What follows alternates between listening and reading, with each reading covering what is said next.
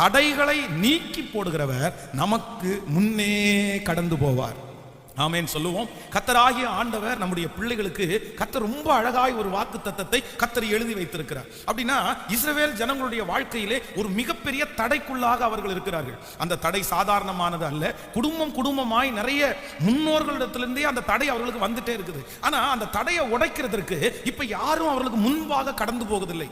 இஸ்ரவேல் ஜனங்கள் ஒரு விசை போராடும் போது வேதம் சொல்லுகிறது, யூதா முதலிலே எழும்பி போக கடவான். அப்படின்னா அவங்களுக்கு முன்பாக ஒரு பெரிய யுத்தம் இருக்கிறது, அவங்களுக்கு முன்பாக ஒரு பெரிய போராட்டம் இருக்குது. ஆனா முன்னாடி யார் போறது, ஃபர்ஸ்ட் யார் அதை ஸ்டார்ட் பண்றது, யார் போய் அந்த தடையை உடைப்பார் என்று அவர்களுக்குள்ளே ஒரு பெரிய கலக்கம் இருக்குது. அப்பதான் ஆண்டவர் சொல்றாரு, யூதா முதலாவதாக எழுந்து போவான். ஆனா இப்ப ஜனங்கள் இருக்கிற சிச்சுவேஷன் என்ன அப்படின்னா, அவர்களுக்கு முன்பாக போகிறதுக்கு யாருமே இல்லை, முன்னாடி நிக்கிறதுக்கு யாருமே முன் வரல. எல்லாரும் பலவீனப்பட்டார்கள், யாருக்குமே ஜெபம் அதிகமா இல்லை, யாரும் பலனா இல்லை. அப்பொழுதுதான் ஆண்டவர் வாக்கு கொடுக்கிறார், தடைகளை நீக்கி போடுகிறவர் உங்களுக்கு முன்னே கடந்து போகிறார்.